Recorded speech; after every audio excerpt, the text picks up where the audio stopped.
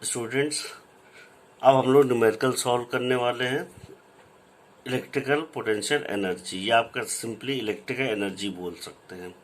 तो देखिए यहाँ पे आपको एग्जाम्पल में क्या करना है, how much work is done in moving a charge of 2 coulomb across 2 points having potential difference 12 volt. इसका मीनिंग है कि अगर आप एक सर्किट में किसी एक पॉइंट से दूसरे पॉइंट पे अगर आप 2 कूलम चार्ज को फ्लो कराना चाहते हैं जिसमें पोटेंशियल डिफरेंस कितना है 12 वोल्ट। यहाँ पोटेंशियल डिफरेंस देने मतलब क्या है कि आपको अगर 1 कूलम चार्ज फ्लो कराना है तो आपको 12 वोल्ट ऑफ पोटेंशियल डिफरेंस चाहिए होगा, या आप कह सकते हैं आपको 12 वोल्ट की बैटरी लगानी पड़ेगी। यहाँ पे कहने मतलब अगर आप 12 वोल्ट की बैटरी लगाते हैं तो आप यूनिट रेजिस्टेंस बोले या आप कहें एक किसी रेजिस्टेंस में आप क्या कहते हैं 12 वोल्ट की बैटरी लगाएंगे तब आप 1 कूलम चार्ज फ्लो करा सकते हैं। लेकिन यहाँ पे आपको कितना चार्ज फ्लो कराना है 2 कूलम। अगर आप पोटेंशियल डिफरेंस की बात करते हैं तो आप अगर 12 वोल्ट की बैटरी लगाते हैं तो 1 कूलम चार्ज ही फ्लो करा सकते हैं। तो इसका मतलब क्या है, यहाँ पे अगर आपको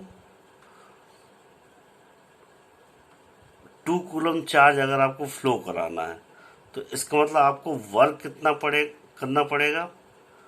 तो आपने देखिए वर्क का फॉर्मूला वहां पे अभी पढ़ा था पहले, इससे पहले V इंटू क्यू, और अगर क्यू की जगह हम लोग I इंटू टी सब्सिट्यूट कर देते तो V इंटू आई इंटू टी हो जाता। लेकिन यहाँ पे गिवन है आपका पोटेंशियल डिफरेंस और कितना चार्ज आपको फ्लो कराना है वो आपका 2 कूलम दिया है। तो अब आपका वर्क की वैल्यू क्या आती है Q इंटू वी या V इंटू क्यू। तो यहाँ आप देखिए 12 वोल्ट मल्टीप्लाई बाय 2 कूलम करेंगे तो आपका 24 जूल ऑफ वर्क आ जाएगा, और यही आपकी इलेक्ट्रिकल एनर्जी होती है। अगर यहाँ पे ये कहा जाता आपसे 12 वोल्ट की बैटरी है, पोटेंशियल डिफरेंस न बोल के कहा जाता 12 वोल्ट की बैटरी है, तो इसका मतलब जो बैटरी है वो 1 कूलम ऑफ चार्ज को फ्लो कराने के लिए आपको 12 वोल्ट देती है। तो यहाँ पे आपका क्या हो जाता, तब भी यही फॉर्मूला यूज करते हैं। तो आप देख रहे हैं बेसिकली यहाँ पे W से चाहे वर्क डन चार्ज फ्लो बोले या यहाँ पे बोले W इक्वल टू जो इलेक्ट्रिकल एनर्जी फ्लो हो रही है वो। अगर यहाँ पोटेंशियल डिफरेंस जगह बैटरी ऑफ 12 वोल्ट बोलते हैं तो बैटरी वो आपको एनर्जी देती। तो आप यहाँ पे W की जगह तब E कैलकुलेट करते हैं। अब देखिए यहाँ पे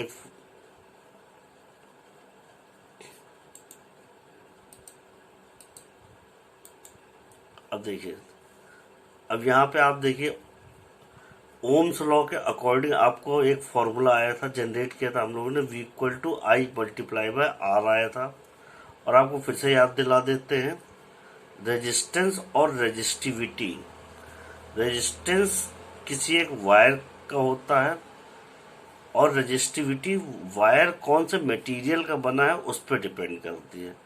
तो आप देख सकते हैं अलग अलग वायर का रेजिस्टेंस अलग अलग होता है, और अगर किसी एक वायर का रेजिस्टेंस की बात करते हैं तो उसका फॉर्मूला आता आर, जो कि इक्वल टू वायर किस मटेरियल से बना है मल्टीप्लाई बाय वायर की लेंथ क्या है और डिवाइड बाय वायर का एरिया क्या है। एरिया कौन सा है आपका, ये क्रॉस सेक्शन एरिया।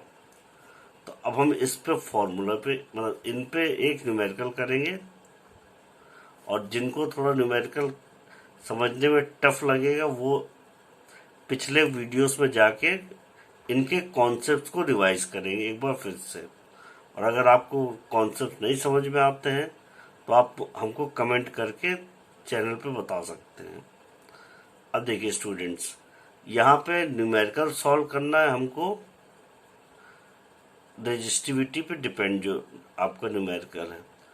अब देखिए यहाँ पे ये दोनों फॉर्मूले यूज करने, इसलिए आपको ये बताया है।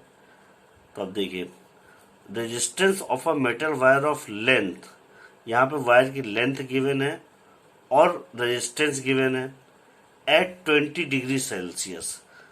20 डिग्री सेल्सियस इसलिए गिवन है कि अगर आप ध्यान दें, अगर ओम्स लॉ आपने समझा है तो वहाँ पे टेम्परेचर वायर का कांस्टेंट रहना है, इसलिए टेम्परेचर 20 डिग्री सेल्सियस दे दिया ताकि वायर का जो टेम्परेचर है वो चेंज नहीं हो रहा है। तो यहाँ पे आपको लेकिन मैटर क्या करता है, रेजिस्टेंस गिवन है, लेंथ गिवन है वायर की, और उसके बाद यहाँ पे देखिए आप देख रहे हैं if the diameter of wire is 0.3 mm, यहाँ पे डायमीटर गिवन है आपका।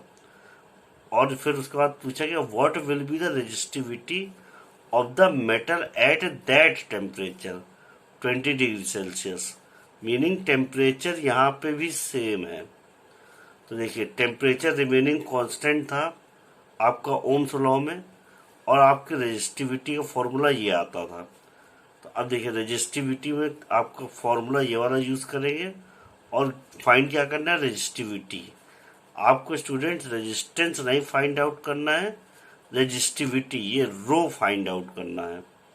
और यहाँ पे आपका वायर की लेंथ गिवन है, रेजिस्टेंस गिवन है और डायमीटर गिवन है, और डायमीटर से आप area of cross section find out कर लेंगे। तो अब देखिए यहाँ पे सोल्यूशन में जाते हैं।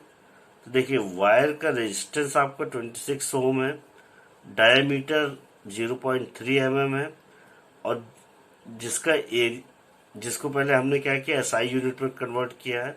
और आपको क्लास 9th में बताया था सबसे पहले सभी चीज़ों को एसआई यूनिट में कन्वर्ट कर लेते हैं।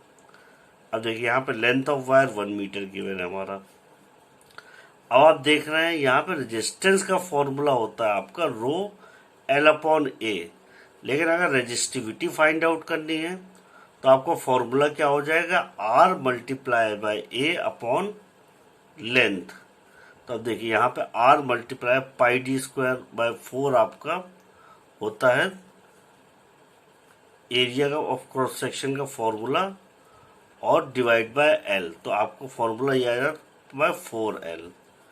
अब देखिए अब वैल्यूज को सब्स्टिट्यूट कर देंगे तो आपको ये आंसर आएगा। स्टूडेंट्स ये आप लोग पेपर पे वैल्यू सब्स्टिट्यूट करके आंसर फाइंड आउट करेंगे और अपना मैच करेंगे। अब देखिए तो आपको देखिए यहाँ पर ये आंसर फॉर्म में लिखते हैं, the resistivity of the metal at 20 degree Celsius is, जो आपका आंसर आया है, ठीक है। और ये जो कि क्लास 12 से हमने आपको क्वेश्चन की बुक से सॉल्व कराया, तो इसलिए ये आपका एक्स्ट्रा पॉइंट इसलिए आ रहा है। तो आप बस अपना फॉर्मूला केवल रेजिस्टिविटी तक ही ध्यान दीजिए।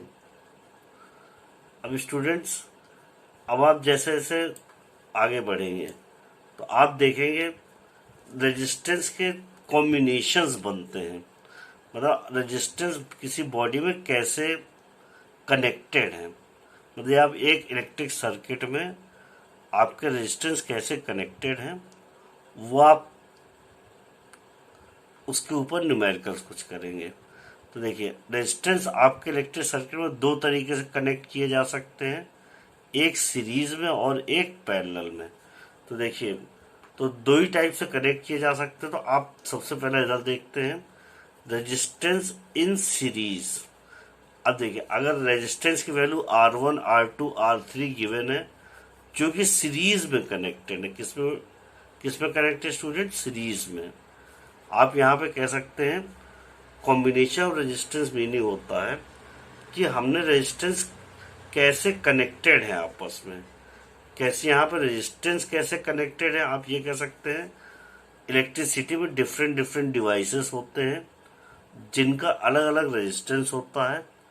पावर सप्लाई आपकी सेम रहती है या पावर सप्लाई आपकी एक ही रहती है, और आप उसी पावर सप्लाई से सभी अप्लायंसेस को वर्क करते हैं, और वो अप्लायंसेस आपस में एक दूसरे से दो तरीके से कनेक्ट किए जा सकते हैं, एक सीरीज में और एक पैरेलल में।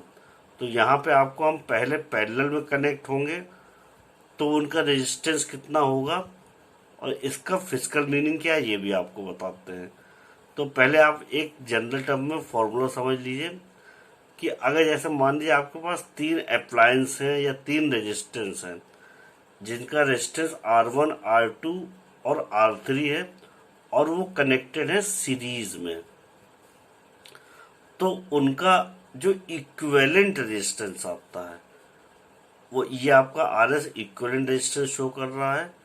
तो उनका इक्विवेलेंट रेजिस्टेंस जो आता है वो equal to R1 plus R2 plus R3 plus अगर उससे ज़्यादा रेजिस्टेंस कनेक्टेड है तो सो ऑन ऐसे ऐड करते जाएंगे। तो आप देख रहे हैं सीरीज में अगर कनेक्शन होगा अप्लायंसेस या रेजिस्टेंस का तो उनका जो इक्विवेलेंट रेजिस्टेंस आता है आप सिंपली उनको ऐड करके उनकी वैल्यूज को इक्विवेलेंट रेजिस्टेंस फाइंड आउट कर लेते हैं। लेकिन इसका फिजिकल मीनिंग क्या है आप इधर देखेंगे इस डायग्राम में, ये वाला डायग्राम आप देखेंगे अगर,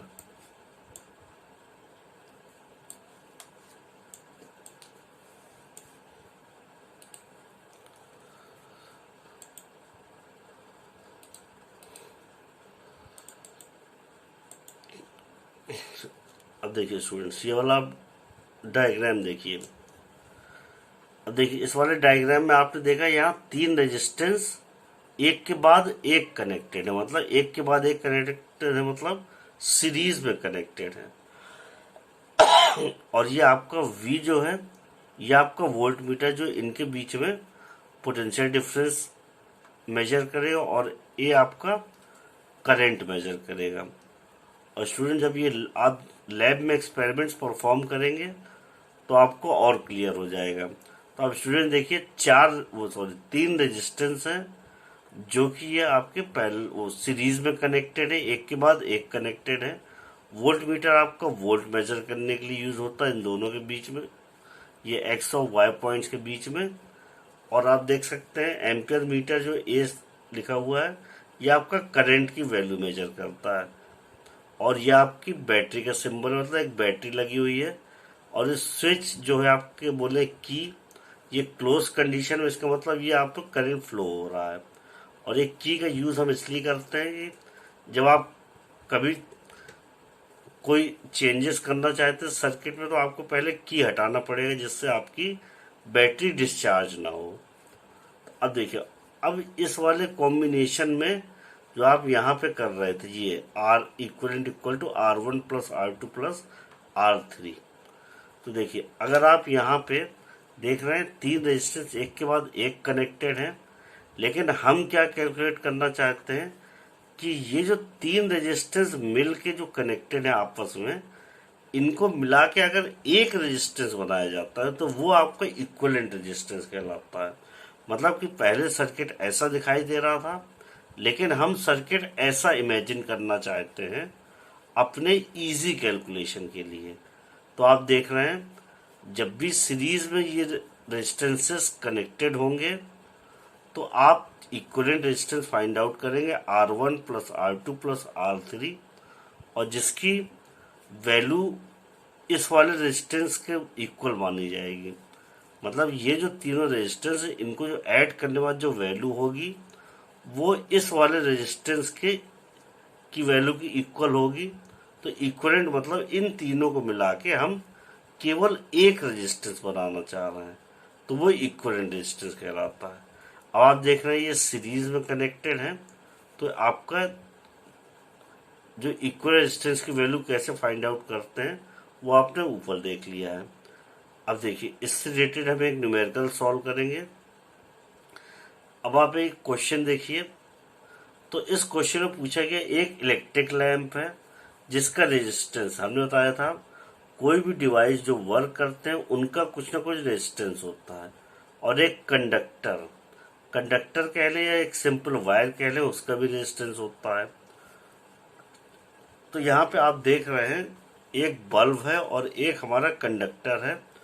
बल्ब के फिलामेंट का रेजिस्टेंस आपको 20 ओम दिया है और कंडक्टर का रेजिस्टेंस आपको 4 ओम दिया है।